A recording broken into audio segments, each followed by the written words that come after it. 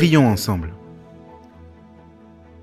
Père Céleste, encore une fois en toute humilité, nous prions pour ta présence, nous prions pour ton esprit, nous prions pour que tu sois celui qui parle, nous prions pour que cela soit pour ta gloire, nous prions pour que tu nous transformes, celui qui parle, celui qui écoute, tout le monde.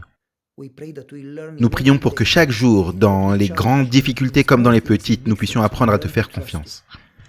S'il te plaît, sois avec nous maintenant au nom de Jésus-Christ. Amen. Si vous vous souvenez, la fois dernière, nous avons commencé sur un sujet qui s'intitulait « La bataille appartient à l'Éternel ». Et nous avons dit que non pas seulement les grandes batailles, non pas seulement les batailles spirituelles, mais toutes, même les petites, appartiennent à l'Éternel. Dieu ne se soucie pas seulement des grandes choses, Dieu se soucie de toutes choses.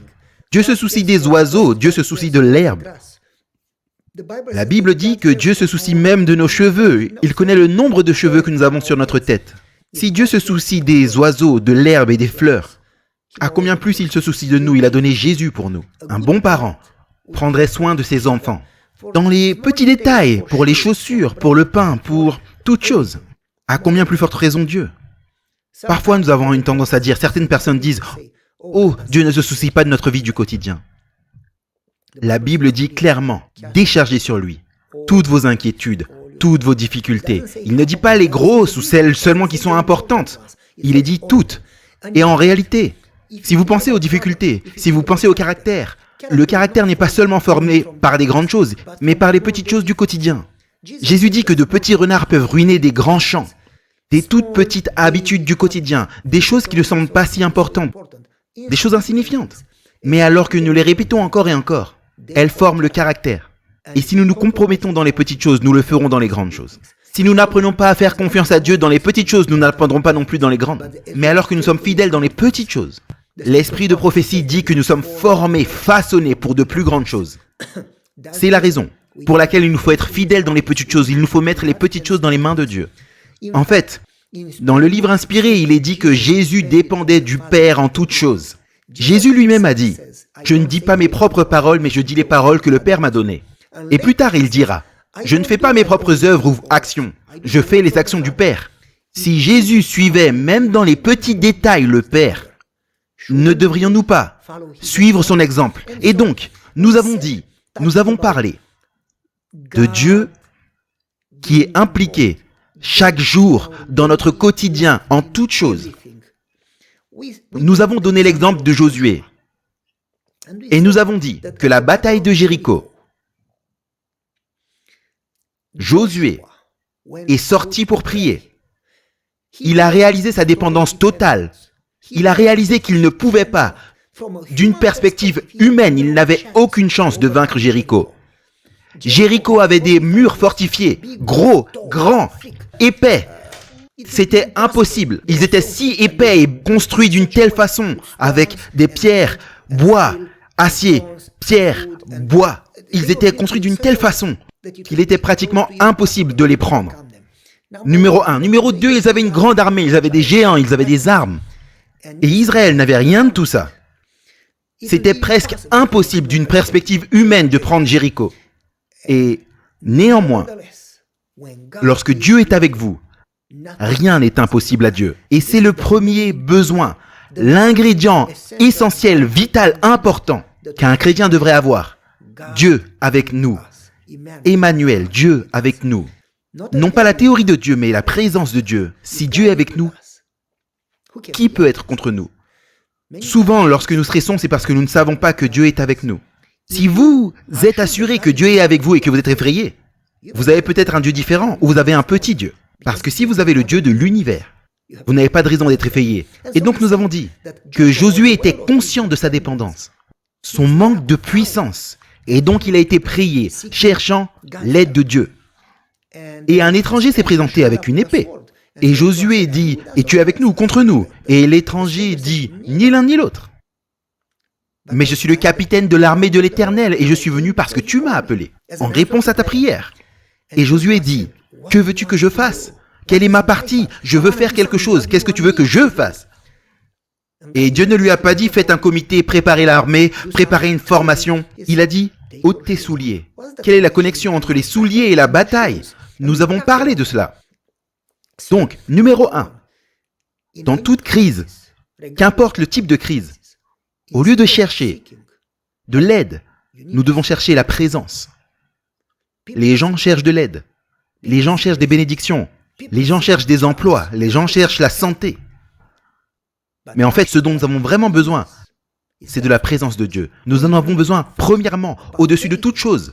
Plus important que la vie, la santé, l'emploi, la famille, tout, une voiture, quoi que ce soit. Nous avons besoin de chercher la présence de Dieu dans les petites choses du quotidien, en toutes choses, ça s'applique à tout.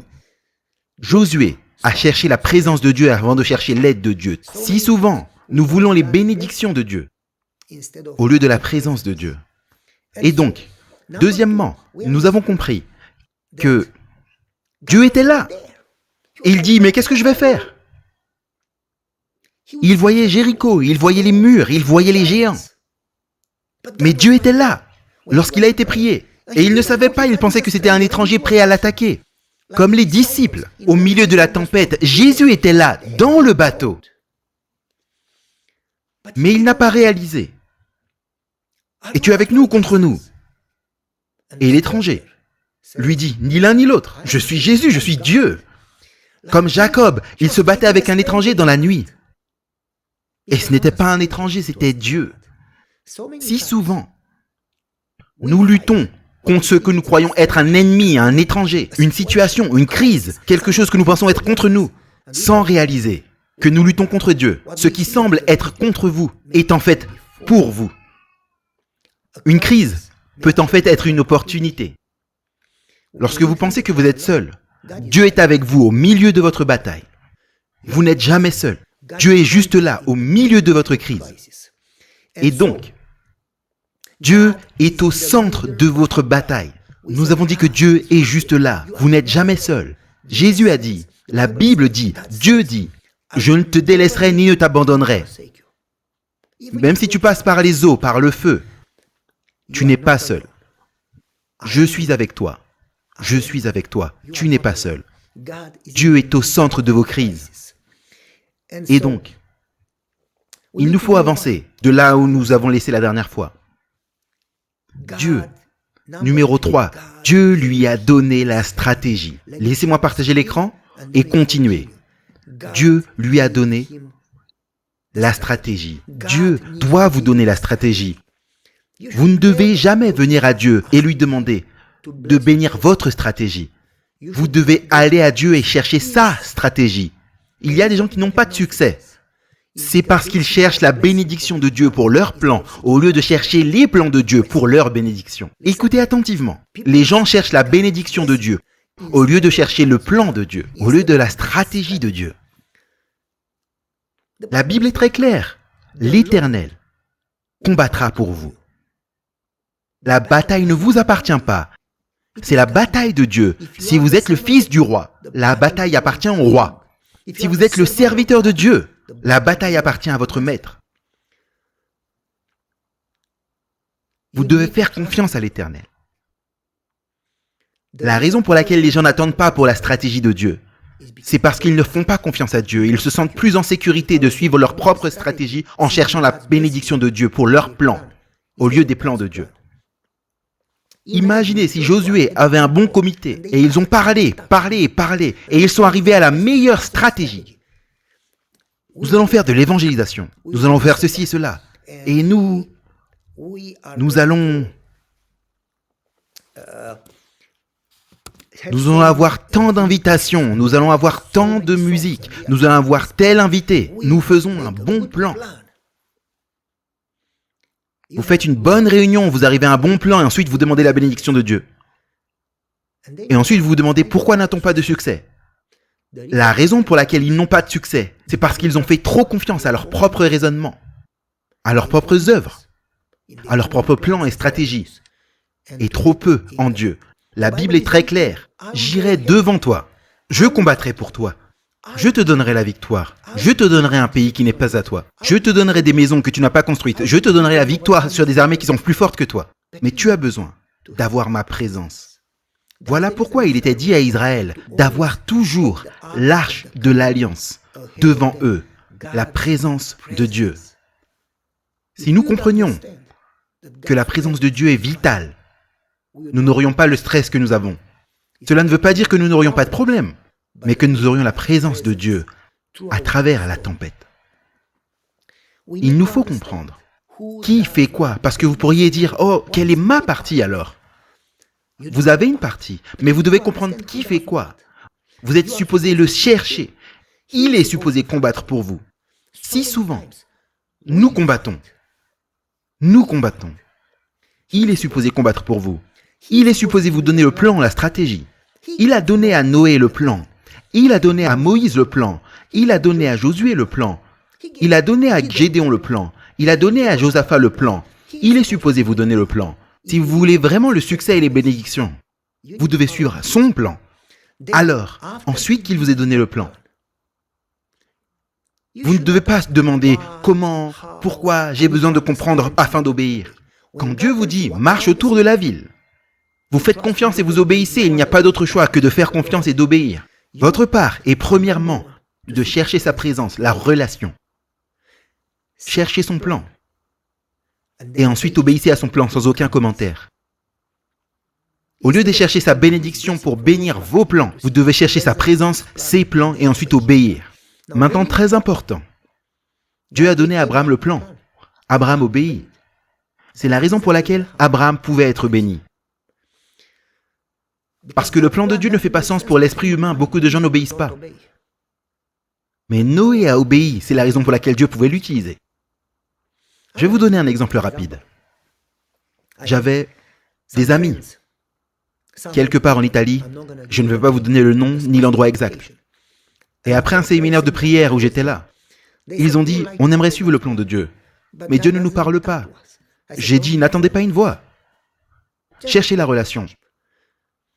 Mais quand est-ce qu'il va parler? J'ai dit, mais n'attendez pas une voix. Mais je veux qu'il parle. Dieu parle quand il y a un besoin. Dieu ne parle pas comme les gens parlent, simplement pour le plaisir d'entendre sa propre voix. Les gens parlent parce qu'ils veulent entendre la propre voix. Certains parlent. Dieu parle quand il y a un besoin. Vous avez besoin d'écouter continuellement. J'ai dit, continuez à étudier, continuez à prier, continuez à servir, continuez à aimer, continuez à le chercher chaque jour. Approchez-vous plus proche et plus proche de lui. Soyez connectés, c'est la clé. Restez connectés, c'est la clé. Lorsqu'il y a un besoin, il va parler. Il va commencer tout petit, par des petites choses du quotidien. Et alors que vous obéissez, et alors que vous voyez l'intervention de Dieu, il va parler de plus en plus. Eh bien, ils m'ont appelé, quelques mois plus tard. Tu sais quoi? On a commencé à étudier, on a commencé à sentir une légère poussée, une impression du Saint-Esprit, nous disant, parle à cette personne, va là, fais ceci. Et alors qu'on faisait ces choses, on pouvait voir comment Dieu bénissait. Et nous avons senti que Dieu conduisait.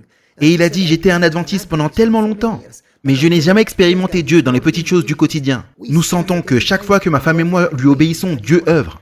Eh bien, quelques mois plus tard, ils m'ont appelé, ils m'ont dit, tu sais, plus tu obéis, plus Dieu nous donne du travail à faire. Dieu nous a donné l'impression qu'il fallait abandonner notre business de construction. Pour un temps. Pas pour toujours, mais pour un temps. Et c'était durant la guerre en Ukraine. Et de rassembler certaines choses et d'aller en Ukraine pour donner aux gens en Ukraine qui sont en guerre et qui ont perdu leur maison, leur travail, et ceci et cela. Et j'ai dit gloire à Dieu, si Dieu vous a donné l'impression de le faire, il faut le faire. Ils ont parlé à l'église. Ils ont eu des dons. Et ils ont eu 3 camions, gros camions. Je ne suis pas sûr si c'était des 16 tonnes ou pas, mais 3 gros camions. Et ils ont eu des chauffeurs. 3 couples. Et donc, il y aurait des chauffeurs remplaçants. Et 3 couples ensemble, 6 personnes, conduisant 3 camions. Ils ont quitté l'Italie pour l'Ukraine. Ils ont conduit peut-être 2 jours, je ne sais plus, lorsqu'ils sont arrivés à la frontière de l'Ukraine. Ils ont dit, nous avons ici des dons pour des gens qui sont en difficulté après la guerre. Et l'officier à la douane a dit, vous ne pouvez pas rentrer. La loi dit que vous devez avoir 2 valises par personne. Tout ce qui est au-delà de 2 valises par personne, vous payez des taxes. Et vous devez payer, je me souviens plus du montant, mais c'était quelque chose comme 1 euro pour chaque kilo, ou bien 3 euros, je me souviens plus du montant. Mais pour 3 gros camions, c'était un montant gigantesque. Imaginez le poids. Et ils ont dit, mais c'est impossible. Parce que si nous avions cette quantité d'argent, nous aurions donné l'argent, pas des choses de seconde main. Qu'importe. La loi, c'est la loi. Et donc, j'ai reçu un appel de la frontière de l'Ukraine et je suis aux États-Unis. Pasteur, tu nous as dit que Dieu va nous donner le plan. Dieu nous a donné le plan et maintenant tout est gâché. Nous sommes à la frontière de l'Ukraine et il ne nous laisse pas rentrer. Qu'est-ce qu'on devrait faire? Repartir et aller en Italie? Et j'ai dit, écoute, est-ce que je t'ai donné le plan? Non, Dieu t'a donné le plan. Pourquoi tu ne l'appelles pas? Appelle Dieu. Et il a dit, mais, pasteur, tu m'as dit de prier. Alors, je te le dis encore, prie. 10 minutes plus tard, il me rappelle, j'ai prié et Dieu ne m'a pas parlé. Mon ami, continue de prier jusqu'à ce que tu aies une réponse. Et dis, Seigneur, tu m'as dit de venir ici. Je ne vais pas te laisser aller avant que tu ne me dises quoi faire. Lorsque Dieu vous donne la stratégie, il œuvre, mais il ne vous expliquera jamais pourquoi marcher autour de Jéricho. Pourquoi marcher 7 fois en 7 jours? Pourquoi? Il vous dit seulement, fais-le. Et donc, il a prié, et ensuite, il est arrivé avec une stratégie. Et c'est ce que les gens font souvent. Aidons Dieu parce que Dieu a besoin de notre aide. Comme Abraham, je vais coucher avec ma servante pour aider Dieu à me donner un enfant. Donc il a mis 100 € dans son passeport, a été à l'officier, au capitaine, à la douane, et il a dit, regardez mon passeport. Le gars a regardé, il a vu les 100 €, il a dit, mais qu'est-ce que tu veux? Eh bien, c'est un petit cadeau pour vous, laissez-nous aller. Et l'officier a dit, essayes-tu de me corrompre? Tu peux perdre ta liberté, je peux t'arrêter maintenant. Il a dit, j'aimerais les prendre, mais je ne peux pas. Numéro 1, numéro 2, je ne peux pas vous laisser entrer. La loi est la loi, je ne veux pas perdre mon travail. Dégagez. 2 valises par personne, c'est tout. Vous payez les taxes pour tout ce qui est au-dessus. Il m'a appelé, il a dit, pasteur, je lui ai donné un cadeau, il ne l'a pas pris et j'aurais pu avoir des problèmes. Et j'ai dit, est-ce que je t'ai dit de faire ça? J'ai dit, prie. Ils ont prié et rien n'est arrivé. Et ensuite, ils ont prié. Ils ont appelé le pasteur local de l'autre côté de la frontière. Que devons-nous faire? Nous sommes venus avec des cadeaux et des dons. Le pasteur a dit, mettez-les au vestiaire là-bas. Et nous viendrons et trouverons un moyen de les récupérer. Alors, ils ont loué 3 espaces de stockage. Ils ont déchargé les 3 camions. Et ils sont repartis à la maison assez découragés que Dieu leur ait donné la stratégie et qu'ensuite Dieu a arrêté de travailler. Pourquoi a-t-il fait ça? Il commence à opérer, ensuite vous laisse au milieu de la mer Rouge et ne fait rien. C'est ce que les gens pensent. Il est rentré à la maison. Et pendant 2 mois, il était découragé. Après 2 mois, il a reçu un appel. Et il m'a appelé tellement excité. J'ai rarement vu quelqu'un aussi excité. Il m'a raconté l'histoire. Le pasteur retraité a pris 6 autres personnes retraitées. Tous avec 2 valises, 7 en tout. Ils ont traversé la frontière. 7 personnes, 2 valises, ça fait 14 bagages. Ils ont chargé les 14 valises et ensuite retraversé la frontière le jour d'après. Parce que vous ne pouvez avoir que 2 valises une fois par jour. 7 personnes, 14 bagages, ils ont traversé la frontière, chargé les bagages. Ça va prendre jusqu'à ce que Jésus revienne. Avec 14 bagages par jour. Pour décharger 3 gros camions. Mais qu'importe. Le 2e jour, la même chose. Le 3e jour, le capitaine des douanes a dit, combien de temps ça va vous prendre pour 3 camions avec des bagages? Et après tout, combien d'argent vous gagnez de cela? Et le pasteur a dit, nous ne gagnons rien. Et il a dit, non, rien n'est gratuit. Dans ce monde, tout le monde veut quelque chose. Non, nous ne faisons payer personne. Alors vous avez un but caché, vous voulez attirer des gens à votre église. Non, nous aimerions. Mais nous ne faisons pas cela. Jésus a guéri ceux qui sont revenus et ceux qui ne sont pas revenus. Parmi 10 lépreux, un seul est revenu. Néanmoins, Jésus a guéri les 10 parce qu'il aime tout le monde. Il donne le soleil et la pluie aux bons et aux méchants. Nous voulons être comme lui. Nous n'avons aucune arrière-pensée. Nous n'avons aucun agenda. Nous voulons juste aider ceux en difficulté. Le capitaine a dit, j'aimerais pouvoir croire cela. Mais il n'y a aucune religion, aucune église, aucune personne qui est aussi altruiste. Dans notre société, tout le monde est égoïste. Le pasteur dit, non, ce n'est pas vrai, ça c'est le salut, c'est la grâce. Il dit, mais qu'est-ce que c'est la grâce? Alors le pasteur explique au capitaine qu'est-ce que c'est la grâce et lui montre la croix. Et le capitaine écoute et il dit, j'ai grandi dans une famille athée et je n'ai jamais entendu cela. Si ça c'est vrai, vous devriez être tellement excité, tellement enthousiaste. Si ça c'est vrai, vous devriez être les plus heureux du monde. Si ce que vous dites est vrai, vous les chrétiens, vous devriez être les personnes les plus heureuses sur la planète. Peux-tu m'en dire plus? Et le capitaine a parlé aux soldats, au bureau des douanes, et les a divisés en 2. Et la moitié d'entre eux avec lui, chaque jour. Quand le pasteur venait avec les 6 personnes et les 14 valises, il passait 30 minutes à 1 heure à parler d'une leçon. Et la moitié des soldats écoutaient. Et ensuite, le pasteur restait une demi-heure ou une heure supplémentaire.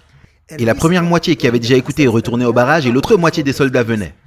Et donc le pasteur enseignait 2 fois la même leçon chaque jour pour que tous les soldats puissent écouter. Et le capitaine, lui, écoutait 2 fois avec les soldats, avec le premier groupe et avec le second groupe. Après à peu près 3 semaines, le capitaine a dit « Maintenant je crois, maintenant je comprends, je veux être baptisé. Vous pouvez amener des camions, pas besoin de payer quoi que ce soit, et vous pouvez récupérer tout ce que vous avez à l'espace de stockage. » Je ne sais pas combien de soldats ont été baptisés, je sais que certains d'entre eux ont été baptisés. Mais le pasteur a appelé mon ami d'Italie et lui a dit « Tu sais ce qui s'est passé? Dieu ne t'a pas permis de traverser la douane, parce que Dieu avait des plans, avec ce capitaine et quelques soldats. Et voici ce qui s'est passé. Et parce que nous devions aller jour après jour, Dieu nous a donné l'opportunité de leur donner quelques études bibliques. Et mon ami m'a appelé « Pasteur, maintenant je comprends. Quand Dieu te donne le plan, il est meilleur que ton plan. » Les gens ne comprennent pas que Dieu a un chemin. Et son chemin est meilleur que le tien. Les gens n'ont pas la patience d'attendre sur l'Éternel. Les gens n'ont pas la curiosité de suivre le plan de Dieu. Tout ce qu'ils veulent, c'est ses bénédictions.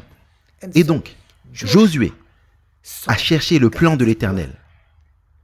Et dans tout ce que vous faites, même les petites choses, à quoi le monde ressemblerait si chaque chrétien, même dans les petites choses, cherchait la stratégie de Dieu au lieu des bénédictions de Dieu? La bénédiction de Dieu, c'est magnifique.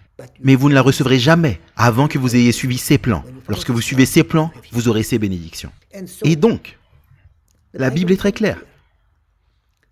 Dieu a parlé à Josué et lui a donné la stratégie. Et c'est plus que cela. J'aimerais lire une citation avant de poursuivre. C'est une très belle citation. Laissez-moi partager l'écran juste un instant.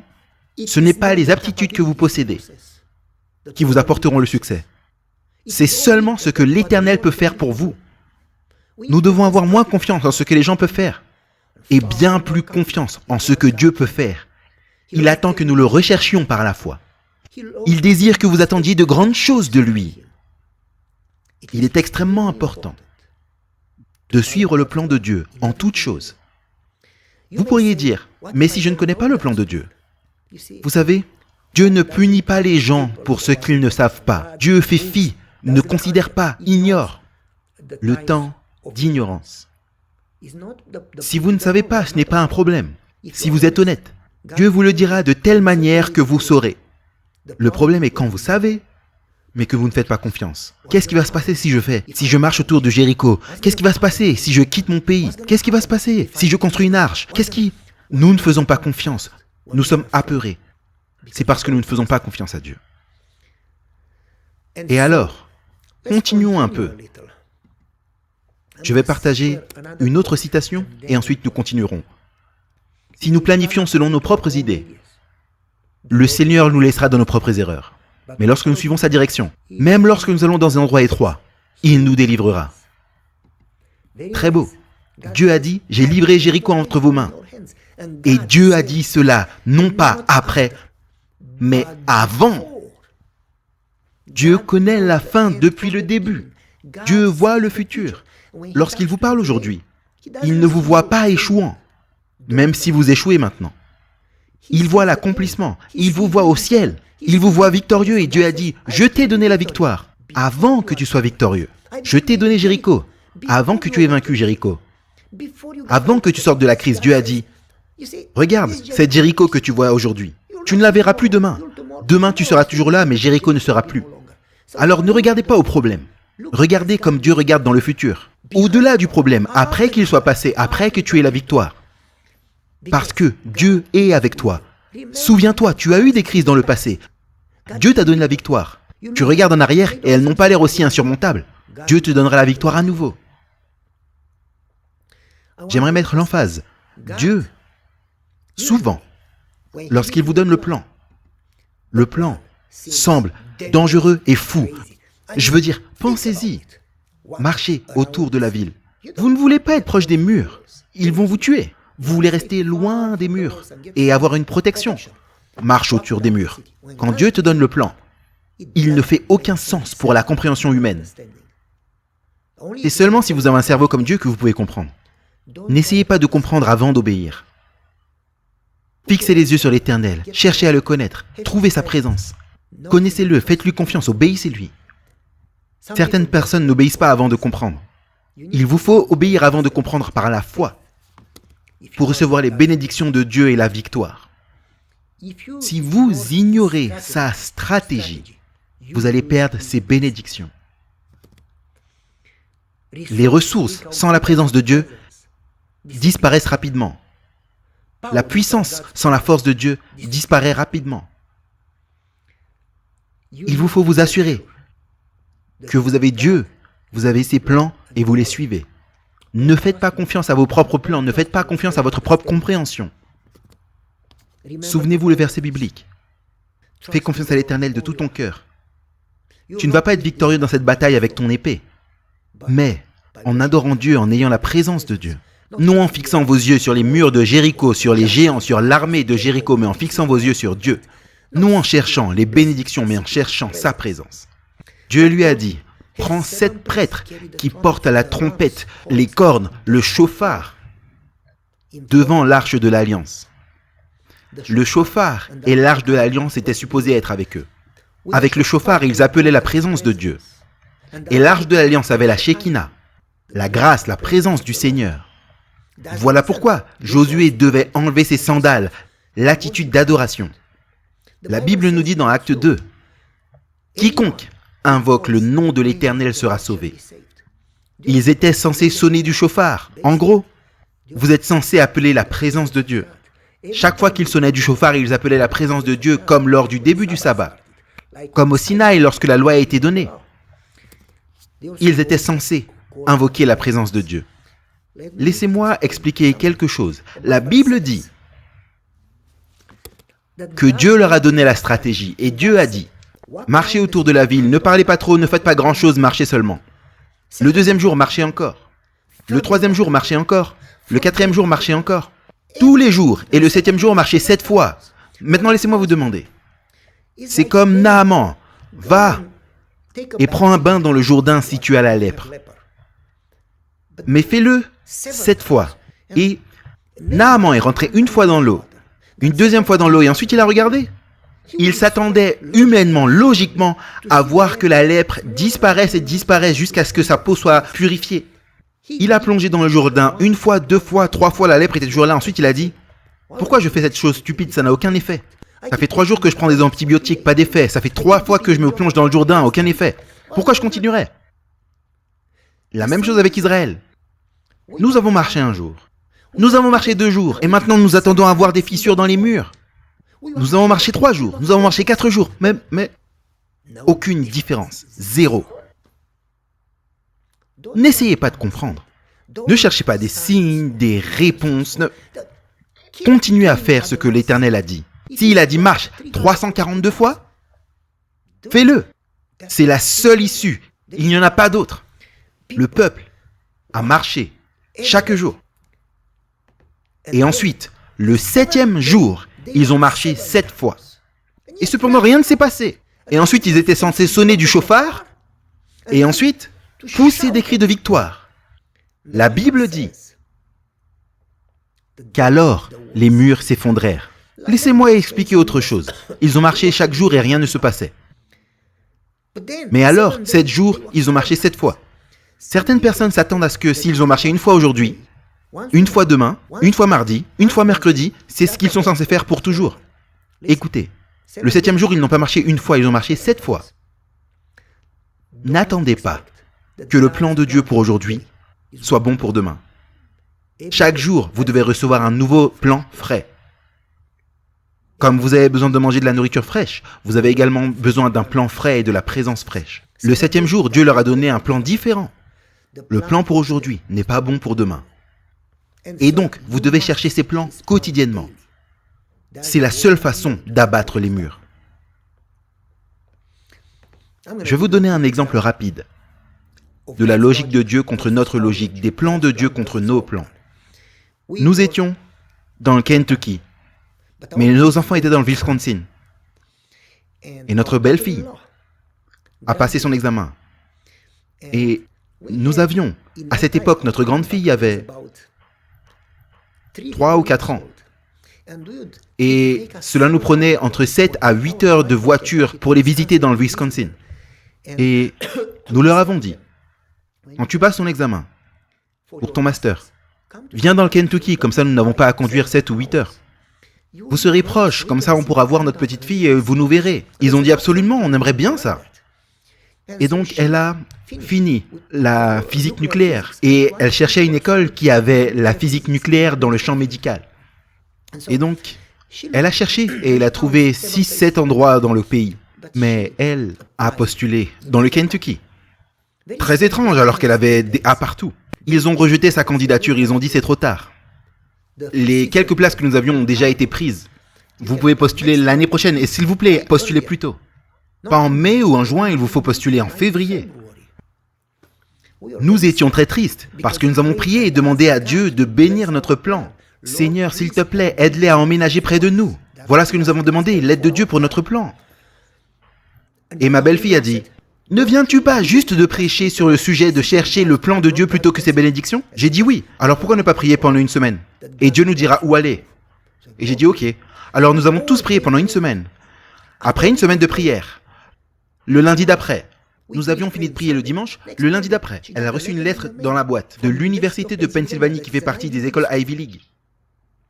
Elle n'a jamais postulé là-bas. En réalité, c'est pratiquement impossible d'être acceptée dans une école comme ça. C'est très difficile. Elle reçoit une lettre qu'elle est invitée à faire partie du programme de physique nucléaire. Elle a dit, Dieu a répondu. Nous allons emménager en Pennsylvanie. J'ai dit, non, non, non, non, non, non. Vous êtes à 7 heures de nous, maintenant vous allez être à 12 heures.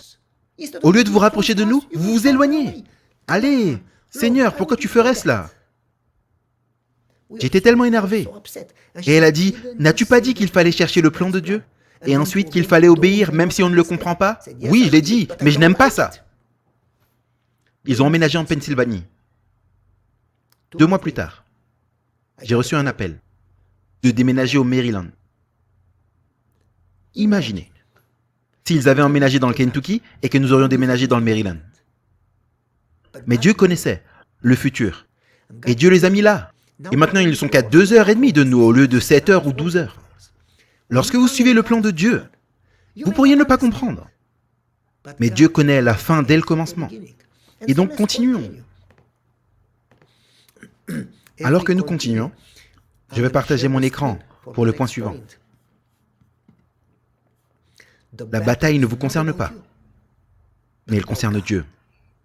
Toute bataille, incluant les choses que vous pensez qui se réfèrent, connectent, se lient à vous, qu'elles vous concernent, même ces petites choses ou ces choses personnelles, elles sont toutes au sujet de Dieu. C'est une terre sainte. Toute bataille, toute crise, toute situation est une terre sainte.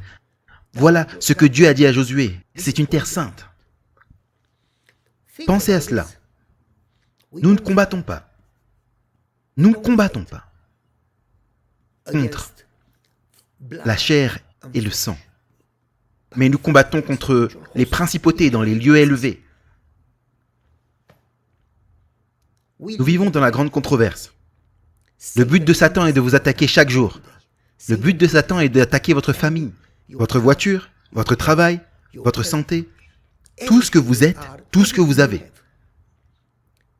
Non parce que Satan veut prendre votre travail, votre conjoint ou votre voiture. Satan ne conduit pas.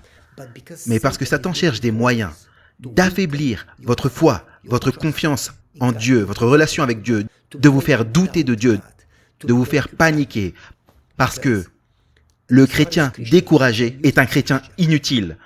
Un chrétien qui n'a pas la foi et qui stresse tout le temps pour ceci ou pour cela ne peut pas être utilisé. Dieu ne veut pas que vous stressiez. Dieu que vous vous concentriez sur ce qu'il dit. Et donc, Satan vous attaque. C'est une bataille spirituelle. Tout ce qui se passe, toute chose concourt, rien n'arrive par hasard. Et en toute chose, si vous réalisez que c'est la grande controverse, alors vous comprenez que la bataille est plus grande que vous. C'est entre Dieu et Satan. Vous êtes juste au milieu. Et au lieu de combattre la crise, vous devez vous mettre du côté de Dieu et le laisser combattre. Même dans les petites choses. Et vous avez une partie à jouer, une part à jouer. Mais pas ce que vous pensez. Et pas ce que vous priez, demandant à Dieu de l'aide. Mais ce qu'il a dit. Voilà ce que vous êtes supposé faire. Donc laissez-moi expliquer un petit peu. Josué a dit, tu es de notre côté ou contre nous? Écoutez, ce n'est pas au sujet de Dieu qui est de votre côté. C'est au sujet de vous qui êtes aux côtés de Dieu. Es-tu de notre armée? Ne cherchez pas à attribuer à Dieu une place dans votre armée. Vous devez être dans l'armée de Dieu. C'est la raison pour laquelle Josué a dit, choisissez aujourd'hui si vous êtes avec Dieu ou contre lui. Vous devez choisir de quel côté vous êtes. Ne demandez pas à Dieu de choisir de quel côté il est. Dieu a déjà choisi d'être avec vous à la croix. Ne demandez pas à Dieu de choisir. Il a déjà choisi. Vous devez choisir. Ôtez vos yeux de la bataille et choisissez d'être du côté de Dieu et de lui faire confiance. Écoutez attentivement. Nous essayons souvent de faire en sorte que Dieu soit pour ce que nous faisons, au lieu que nous soyons pour ce que Dieu fait. Nous sommes si souvent stressés avec nos crises que nous ne voyons pas une opportunité d'expérimenter Dieu dans la crise. Nous ne cherchons pas la présence de Dieu dans la crise, nous ne voyons pas que Dieu l'a permis pour un but, et nous ne voyons pas l'objectif, la gloire qu'il a pour nous à travers cette crise. Il n'y a pas de grand miracle sans grande crise. En fonction de la taille de la difficulté, dépendra la taille du miracle. Et alors, ne cherchez pas quelqu'un à blâmer. Oh, Dieu n'est pas de mon côté. Oh, c'est mon époux. Oh, c'est le problème. C'est à cause du pasteur que j'ai ce problème. Oh, c'est à cause de mon patron. Ne cherchez pas quelqu'un à blâmer. C'est votre faute. Vous n'avez pas cherché la présence de Dieu ou le plan de Dieu, ou vous ne lui avez pas fait assez confiance. Lorsque vous avez la présence de Dieu, peu importe ce qui arrive contre vous, vous ne pouvez pas être vaincu. Vous avez besoin de grandir dans votre relation avec Dieu. Le vrai ennemi n'est pas votre conjoint, votre boss ou votre pasteur. Le vrai ennemi, c'est vous-même. Si Dieu est avec vous, qui pourrait être contre vous? Et donc, alors que nous continuons, cherchez la diapo où je me suis arrêté. La bataille ne vous concerne pas, elle concerne Dieu. C'est une terre sainte, toute bataille concerne Dieu. Vous n'êtes pas appelé à avoir raison. Dieu a raison. Toujours dans nos combats avec les gens, au travail, à l'église ou à la maison, nous cherchons à avoir raison. Aucun d'entre nous n'a raison. Dieu est le seul qui a raison. Nous sommes tous pécheurs, nous ne sommes pas appelés à avoir raison. Nous sommes appelés à être connectés. Plus que cela, nous cherchons toujours à sacrifier quelqu'un d'autre pour notre bénéfice. Ce n'est pas au sujet, et soit dit en passant, nous défendons le moi et sacrifions les autres.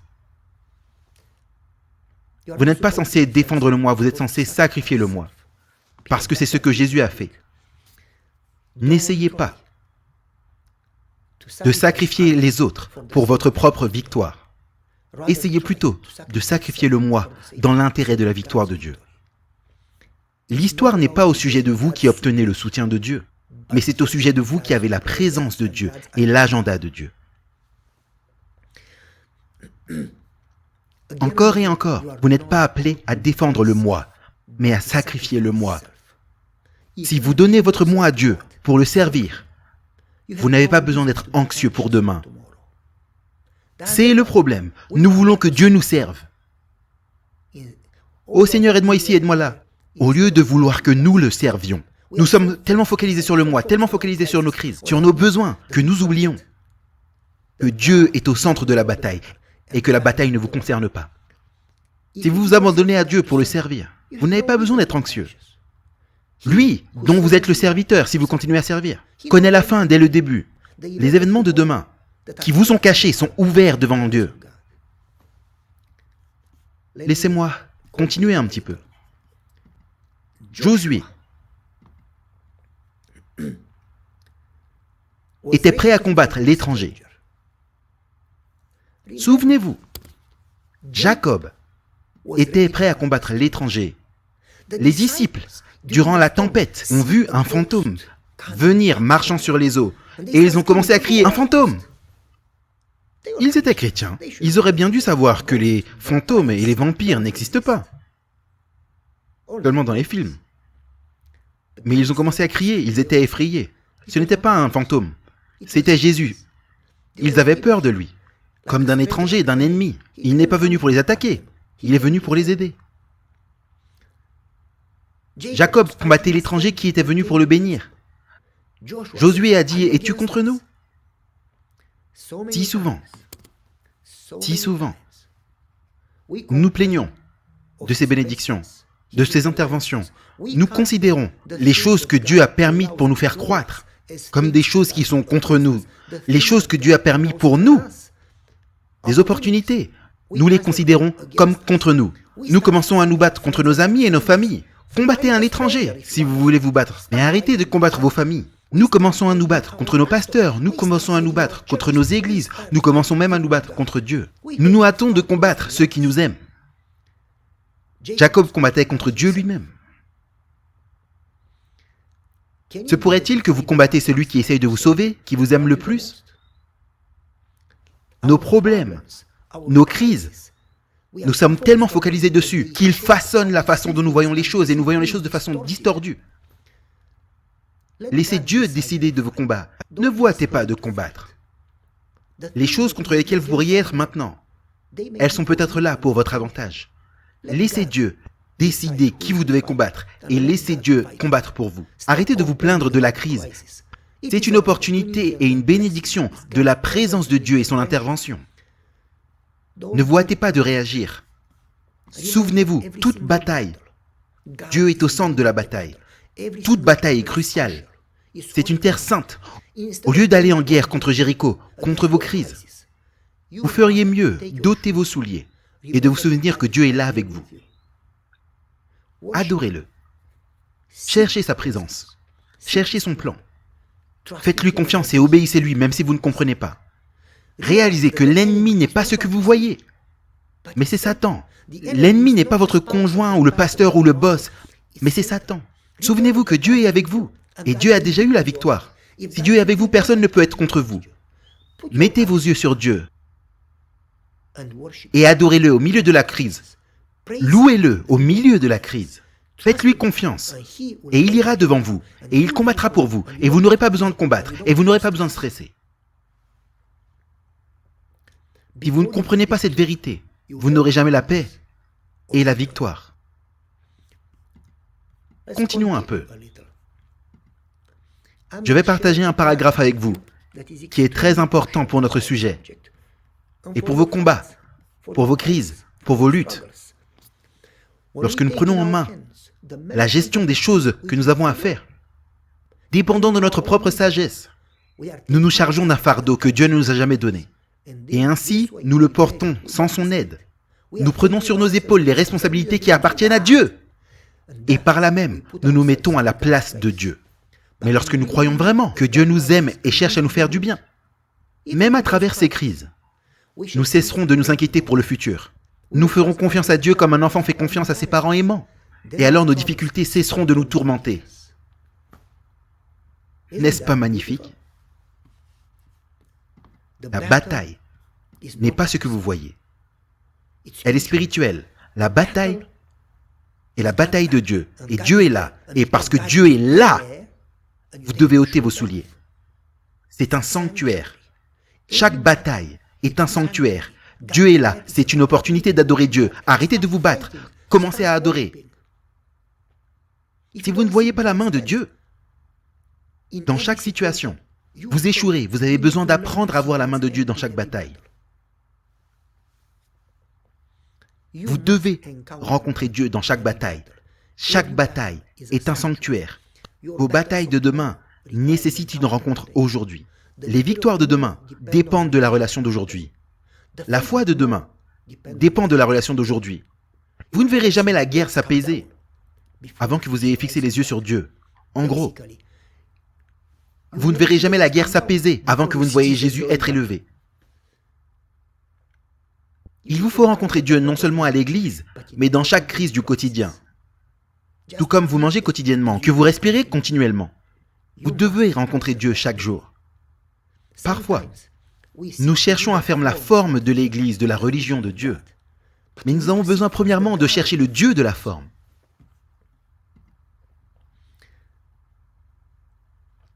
J'aimerais expliquer un petit peu que vos plus grands moments d'adoration ne sont pas seulement à l'église, mais dans vos crises du quotidien. C'est là que vous grandissez, que vous apprenez à connaître Dieu et à lui faire confiance. La bataille n'est pas censée vous briser, mais vous construire. J'aimerais continuer un petit peu sur la présentation. Nous sommes censés finir. La Bible dit, dans 1 Thessaloniciens chapitre 5, « Rendez gloire à Dieu en toutes circonstances. » Cela signifie, dans vos crises, réjouissez-vous dans le Seigneur toujours. Cela signifie, vos crises. Satan veut que vous paniquiez. Dieu veut que vous fassiez confiance. Souvenez-vous, Pierre, dormant en prison, comme un bébé. Il ne pleurait pas, il ne se plaignait pas, il n'était pas désespéré, il ne paniquait pas. « Seigneur, s'il te plaît, sauve-moi » Paul chantait en prison. Vous avez besoin de rendre gloire à Dieu, même dans vos crises. Pas parce que vous êtes content que la crise soit là, mais parce que vous savez que Dieu est au centre de vos batailles, vous n'êtes jamais seul. Et donc, les murs de Jéricho sont tombés de leur hauteur et ils ne furent jamais reconstruits. Lorsque Dieu combat pour vous, il vous donne la victoire totale. Lorsque vous vous battez pour vous-même, il y aura des pertes et de la douleur. Lorsque Dieu combat pour vous, il vous donne la victoire absolue. Non seulement ils sont tombés de leur hauteur, mais ils ne furent jamais reconstruits. Josué était toujours là, Jéricho n'était plus là. Lorsque Dieu combat pour vous, vous vous tiendrez droit, debout et heureux. Des choses passeront. Celui qui a commencé cette œuvre en vous l'amènera à son terme. Lorsque vous traversez les mers, il sera avec vous. Ne soyez pas troublés. Ayez confiance en lui. Vous n'êtes jamais seul. Souvenez-vous comment Dieu vous a conduit dans le passé. Et ayez confiance qu'il vous aime et qu'il vous conduira dans sa présence. Allons au dernier point de notre présentation. Cri de victoire. Cela signifie exercer la foi. Vous n'êtes pas censé pousser des cris de victoire après que les murs soient tombés, mais avant. Jésus a dit, croyez que vous l'avez reçu avant de l'avoir obtenu, et ce sera à vous.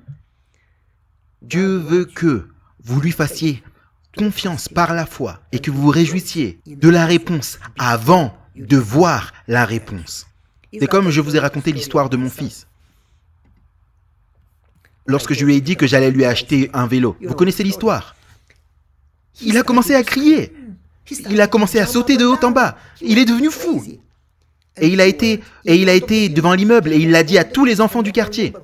Il était tellement excité. J'ai une moto et elle a 3 roues et elle a des pédales. Elle est bleue. Elle est absolument magnifique. Elle est énorme. Et les amis ont dit, on peut la voir ?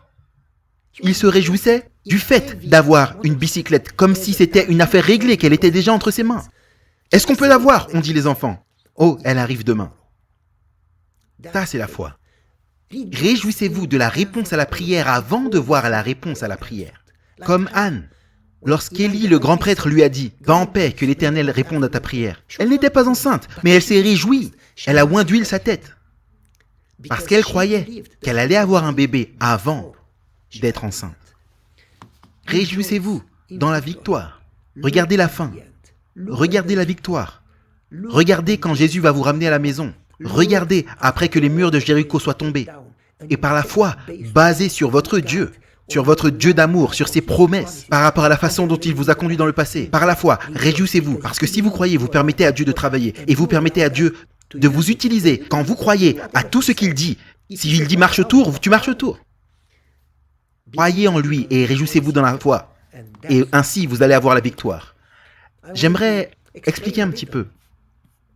N'attendez pas que les murs tombent de leur hauteur ou qu'il y ait une fissure pour vous réjouir. Ne regardez pas les murs. Ne regardez pas l'armée. Ne regardez pas la crise. Fixez vos yeux sur Dieu. Il a dit, faites-lui confiance. Ne permettez pas à votre esprit de penser problème, doute ou crise. Entraînez votre esprit à penser Jésus, à penser victoire. Réjouissez-vous en lui. Allez devant les murs, allez devant vos problèmes et poussez des cris. Allez devant votre avis d'expulsion ou votre manque de travail et poussez un cri. J'ai un travail. Parlez pendant la crise. Pas comme un perdant, mais comme un vainqueur. Et dites, j'ai la victoire. Poussez des cris devant les murs. Poussez des cris devant vos problèmes. Dites, je suis à ses côtés. Je ne suis pas effrayé. C'est par la foi que vous obtenez la victoire. Parlez foi, pensez foi, priez foi, réjouissez-vous dans la foi. Réjouissez-vous toujours en l'Éternel. Il ne dit pas seulement dans les bonnes choses. Ayez confiance à l'Éternel et ne soyez pas effrayés, car l'Éternel est votre force. Il est devenu mon salut. C'est votre attitude qui permet à Dieu de travailler et qui vous permet d'obéir. Ayez la foi, exercez la foi. La victoire vient par la foi. Ne vous permettez jamais de parler de manière découragée et sans espoir, parce que la façon dont vous parlez, c'est la façon dont vous pensez. Si vous faites cela, vous perdrez beaucoup. En regardant au problème et en vous plaignant, vous manifestez une foi malade et faible. Parlez et agissez comme si votre foi était invincible. L'Éternel possède toutes les ressources, il possède la terre. Regardez vers le ciel. Ne regardez pas vos problèmes, regardez à lui. Pour la puissance et l'efficience. N'est-ce pas puissant? Ne crains rien, car je suis avec toi. Ne prends pas des regards inquiets, car je suis ton Dieu. Je te fortifie, je viens à ton secours, je te soutiens. Sois fort et courageux. Ne sois pas terrifié, parce que l'Éternel est avec toi. Je ne te laisserai ni ne t'abandonnerai. J'aimerais finir avec une histoire. J'ai lu une histoire concernant une dame qui s'appelait Jennifer Rothschild. Et cette dame, elle travaillait pour une radio chrétienne, encourageant les gens, leur parlant de Dieu et de lui faire confiance. Mais un jour, elle a commencé à avoir des problèmes de Dieu qui s'empiraient jour après jour, mois après mois, année après année. Lorsqu'elle a été chez le médecin, elle a une maladie qui s'appelait quelque chose comme la rétine pigmentaire. Je ne me souviens pas du terme exact, mais c'est une maladie dégénérative de l'œil. Il n'a aucune cure. En 2-3 ans, vous devenez complètement, 100% absolument aveugle. Et il n'y a rien que quiconque puisse faire. Aveugle absolu pour le reste de votre vie. Elle était jeune, mariée avec un petit enfant. Ils ont prié, ils ont jeûné, ils ont été voir des docteurs. Mais la maladie avançait et avançait rapidement. La rétine pigmentaire ou quelque chose comme ça. Finalement, elle est devenue totalement aveugle. Elle a perdu la foi. Elle a arrêté de travailler. Pourquoi Dieu permet cette crise dans ma vie? Où est Dieu quand j'ai besoin de lui? Les gens ont une tendance à faire confiance à Dieu uniquement quand les choses vont bien. Quand les choses vont mal et qu'ils prient et qu'ils disent « Seigneur, fais ci et fais ça » et qu'ils ne semblent pas écouter, ils perdent la foi. Son mari lui a dit « Je me souviens de ce que tu as dit aux autres. Même dans la crise, tu n'es jamais seul. » Oui, c'est ça. C'est facile pour toi de parler. Moi, je suis aveugle, pas toi. Chérie, je comprends que c'est difficile. Mais ce n'est pas difficile uniquement pour toi. Mais c'est difficile pour moi également, non seulement parce que je t'aime et que je souffre quand tu souffres, mais également parce que toutes les autres choses deviennent difficiles dans notre vie. Mais nous ne sommes pas seuls. Au milieu de la crise, Dieu est avec nous. Ce n'est pas qu'une théorie. C'est ainsi que vous savez que vous avez un vrai Dieu. Parce que même dans la crise, vous continuez de lui faire confiance. Elle ne voulait rien entendre au sujet de Dieu, de l'Église, du travail, de quoi que ce soit. Même dans la maison, elle ne cuisinait pas, n'aidait pas, ne faisait rien. Elle s'enfermait dans sa chambre, ne parlait à personne, même à son mari, pendant des mois et des mois. Au final, il a dit « Chérie, cela doit finir. Si tu te focalises sur ton problème, si tu ne parles que de ça et que tu ne penses qu'à cela, tu t'éloignes de Dieu. Plus tu te focalises sur ton problème, plus le problème semble être gros. Plus tu es découragé, plus tu t'éloignes de Dieu. Plus Satan prend le contrôle de ton esprit et de ta vie. Arrête de regarder au mur de Jéricho. Arrête de regarder à l'ennemi. Arrête de regarder aux problèmes et aux crises et aux difficultés que tu as. Fixe tes yeux sur Jésus. Je ne peux pas voir, je suis aveugle. Chérie, fixe tes yeux spirituels au milieu de tes ténèbres et de la crise. Quand tu ne peux pas voir le bout du tunnel, fixe tes yeux sur Jésus. Fais-lui confiance et réjouis-toi en lui. Parce qu'il est avec toi. Tu n'es jamais seul, même quand tu es dans la crise. C'est facile pour toi, chérie. Je dois t'aider à dépasser ce problème. Et donc, avançons, comme s'il n'y avait pas de problème. Oh, je peux pas faire ça. Alors voici ce qu'on va faire. Et on va cuisiner ensemble aujourd'hui. Oh, je peux pas cuisiner parce que je vais couper mon doigt. Nous allons cuisiner ensemble. Allons dans la cuisine. Eh bien, au final, elle a contesté, mais elle a été. Est-ce que tu sais où est le couteau? Oui, je sais. Je sais où tout se trouve dans la maison. Même si je suis aveugle, je peux... Lorsque je voyais, je pouvais fermer mes yeux et tout trouver à la maison. Ok, donc voici le couteau, voici l'oignon, coupe-le doucement. Voici l'eau. Je sais où se trouve l'évier, t'as pas besoin de me dire où se trouve l'évier. Ok, prenez de l'eau, et ensuite ils ont travaillé ensemble, et ils ont lavé la vaisselle ensemble. Ensuite, ils ont lavé les vêtements ensemble. 1 jour, 2 jours, 3 jours, ils ont tout fait ensemble, dans la maison ensemble. Et ensuite, il a dit, je vais te regarder, est-ce que tu peux le faire? Oui, je peux le faire. Et donc, elle a commencé à faire les choses à la maison. Et plus elle le faisait, moins elle se focalisait sur ses problèmes. Et doucement, elle commençait à aller de l'avant. Et ensuite, il a dit, maintenant, nous allons aller au travail. Je peux pas aller au travail, tu es fou. Oui, tu peux. Imagine. C'est facile pour toi d'encourager les autres quand tout va bien. Mais tu dois encourager les autres quand tu es aveugle. Mais je peux pas aller au travail. Je vais aller avec toi, tu ne seras pas seul. Donc, ils sont partis pour qu'elle aille au travail. Et il a dit, compte les pas et mémorise-les. 3 pas pour ouvrir la porte et tu l'ouvres. 2 pas vers l'ascenseur. Appuie sur le bouton pour descendre. Attends qu'on arrive jusqu'en bas.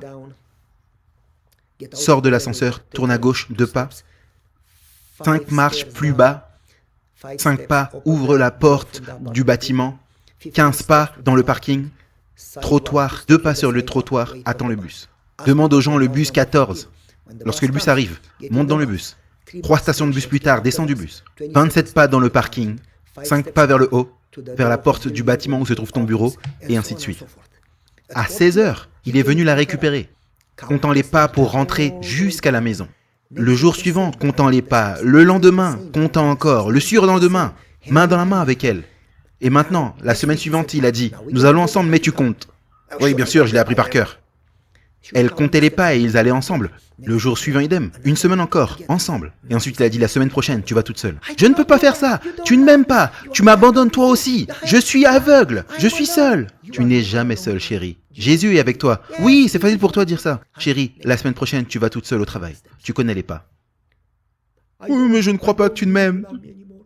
Je suis seul. Je suis aveugle. Comment je peux faire ça? Comment je peux faire ça dans cette situation? Chérie, arrête de te plaindre. Et ensuite, elle se plaignait, contestait et grommelait. Elle a été travailler lundi, comptant les pas. Alors qu'elle compte les pas, et elle avance vers l'ascenseur, elle descend dans le parking, station de bus, descend du bus, parking, monte dans le bâtiment, pas vers le bureau. Et à 16 heures, elle retourne à la maison, lundi, mardi, mercredi, jeudi. Elle est triste, elle va vers le bus. Jeudi, alors qu'elle arrive au bus, elle monte dans le bus. Le conducteur lui dit, « Madame, vous êtes la personne la plus bénie et chanceuse que je n'ai vue de ma vie. » Elle lui dit, « Mais de quoi vous parlez? Ne voyez-vous pas que je suis aveugle? Que je suis seule? Ma vie est misérable. De quoi parlez-vous? » Madame, vous ne voyez pas, n'est-ce pas? Quoi voir? Vous êtes la personne la plus aimée, la plus chanceuse du monde.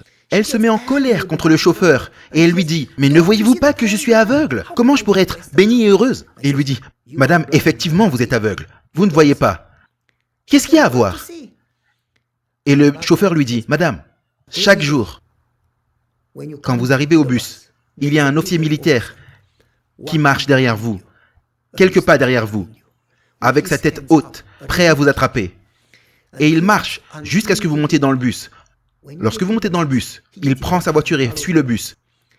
Lorsque le bus s'arrête, il met sa voiture au parking et il marche derrière vous jusqu'à ce que vous arriviez dans le bâtiment. Quand vous arrivez dans le bâtiment, à votre bureau, s'arrête là et vous salue. Et ensuite, à 16 heures, il vous attend là. Et il marche derrière vous jusqu'à ce que vous montiez dans le bus. Et chaque jour, il fait la même chose. Et lorsque vous arrivez dans le bâtiment, il est derrière vous, devant le bâtiment, derrière vous. Et il se tient droit et il vous salue. Et ensuite, il vous embrasse et vous dit « Je vous aime ». Madame, vous n'êtes pas seule. Vous êtes seulement aveugle. Mes amis, nous ne sommes jamais seuls. Nous sommes juste aveugles. Et Dieu nous a donné Jésus. Pensez-vous qu'il va vous laisser seul?